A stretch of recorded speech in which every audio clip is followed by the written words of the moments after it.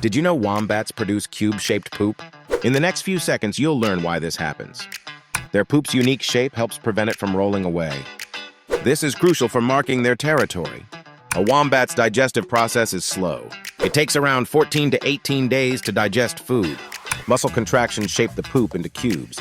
The corners create friction, keeping the droppings in place. This cube shape is vital for communication among wombats. They use it to signal their presence to others. Believe it or not, this helps them establish dominance. Wombats literally stack their poop on rocks or logs. It's both bizarre and fascinating.